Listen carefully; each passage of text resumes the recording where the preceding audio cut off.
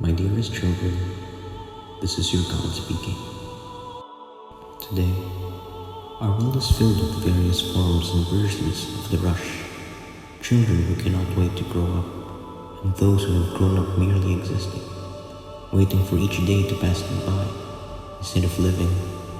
But I created each and every one of you in the hope of something more. Take this opportunity to look back on your roots and revisit the origins of your story, as my old disciples have written. I have asked some of my new followers and invite you on the sacred journey to help pass this message along. This is a lesson on marriage in the Old Testament.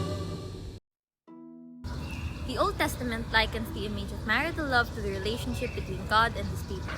According to CCC 1603, God established and wrote the laws of marriage, creating man and woman for each other by nature. The stories in Genesis state that women were created for men to have an equal companion.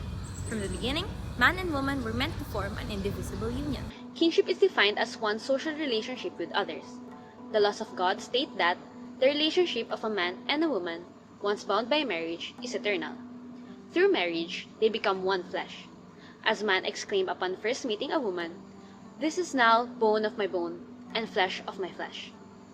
We read in Genesis chapter 1 verse 28 that God created man and woman for the proliferation of humanity on earth. For thousands of years, marriage prevailed as one of the defining institutions of Judaism. In the book of Proverbs, the image of the ideal woman is meant to help the groom as well as his parents select the perfect wife. Jewish marriage proceeded in 3 stages. In the contract or betrothal stage, the terms of responsibility and payment were discussed.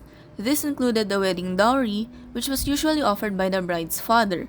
This stage was essentially a pre-arranged agreement with or without the consent of those to be married. The consummation stage, also known as the huppah stage, was the physical union of man and woman in the bridal chamber. Finally, the 7 blessings and the marriage supper celebrated the marriage with 7 days of feasting and blessings that were recited over the couple. Now, dear children of God, you must remember that there are 2 sins in marriage: fornication and adultery. Fornication refers to the sexual engagement of an unmarried couple. Meanwhile, adultery refers to the voluntary sexual engagement of one or both spouses involving another person. The Bible contains a portrayal of women as second-class citizens, while men are portrayed as the sole head of the family. This means that a woman or a wife would only have authority in a family when she becomes a mother, especially in ancient Jewish marriage. This setup only implies that there is no equal stature between the mother and the father, because the father would still have more authority when it comes to the welfare of the family.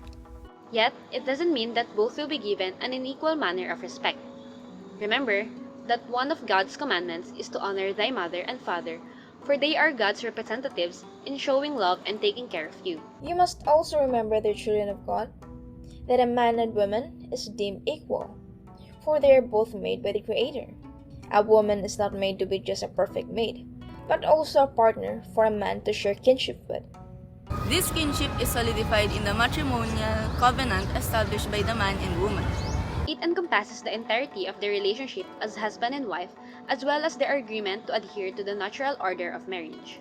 According to CCC 1609, marriage helps overcome self-absorption, egoism, pursuit of one's pleasure, and to open oneself to the other, to mutual aid and to self-giving. This mirrors the marriage of Israel with Yahweh in the Old Testament. God is described as a compassionate and patient husband to his wife through thick and thin. Similarly, he maintains steadfastness despite the flaws of his people. On the other hand, the prophet Jeremiah saw that Israel was unfaithful and called for repentance, reconciliation, and renewal of their broken bond with God. The renewed relationship is the start of a new covenant made by Yahweh. For Jeremiah, love is the pillar of the covenant. To him, God was divine, husband and protector, and Israel was exclusively his. Now, dear children of God, you have heard the lesson on marriage in the Old Testament. Now go and spread the word for those who have not heard.